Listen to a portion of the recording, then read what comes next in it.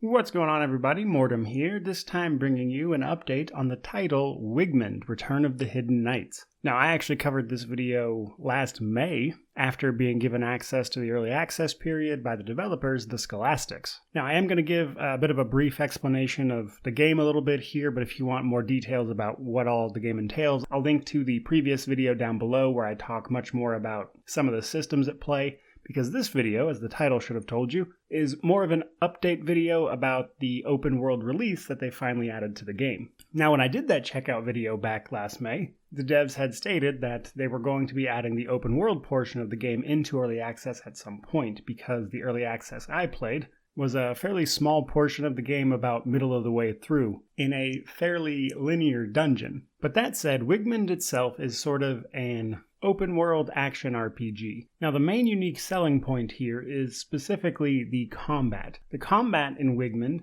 is a much more action-oriented combat system than other isometric style games. Now, even where a typical ARPG will see you using skills and things, which Wigmund has, the combat here is a bit more active in the sense that you can block incoming attacks by pressing the block button, that type of stuff, but also the combat uses a mouse gesture system to actually dictate how you're swinging. Now, this update did actually come with an auto combat mode, so if you just really hate moving the mouse in a particular direction to perform a certain type of attack, you can actually turn that off if that's not your cup of tea. But I would say the action-packed, heavier feel of combat is really the selling point here, so I personally wouldn't recommend turning it off, but you can. But beyond that, you probably get a pretty good idea of what this game is from just the gameplay in the background here. Now, we play as Wigmund, and this new update actually sees us beginning our journey. And what we have access to now is the first 3 chapters of the game. Chapter 1 is a bit of a tutorial, if you will. Chapter 2 is the big open world part, and Chapter 3 is what we had access to previously.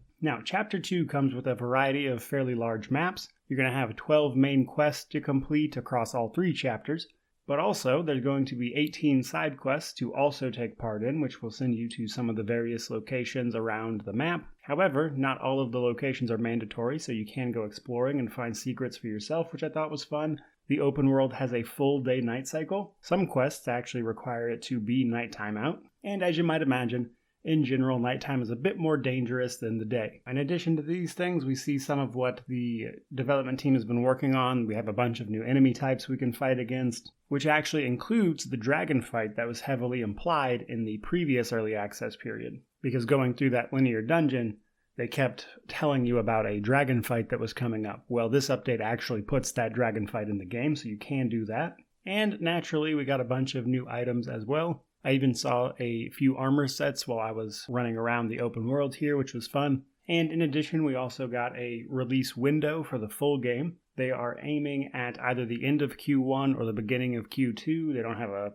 hard set release date yet, but that should be coming soon, I imagine. And overall, I would say the open world is pretty fun. You know, there's a lot of quests to go around. You can find locations, explore a little bit. But I do want to mention that, again, in my opinion, the main selling point is this combat system. I really enjoy it a lot, actually. It feels like there's a lot of weight to it, which you don't typically get from isometric style games. And that said, Wigmund is $15 to buy into the early access period, so if any of this looks interesting to you, the game's pretty cheap. You can pick it up and check it out for yourself. And while you do get to build your character, Wigmund, in a few different ways, kind of depending on what you want to do with stats and stuff, I haven't seen much in the way of choices, which in my opinion is fine with a game like this, but just wanted to throw that out there before we wrapped up. But there you go, guys, some info on Wigmund and its open world update. Overall, I think it's very cool. I'm looking forward to the full release of this one for sure, as I have been following it for some time. But hope you enjoyed the update and the video. If you did, please remember to like, comment, subscribe, all that YouTube jazz. But regardless of any of that, truly, just thank you so much for watching.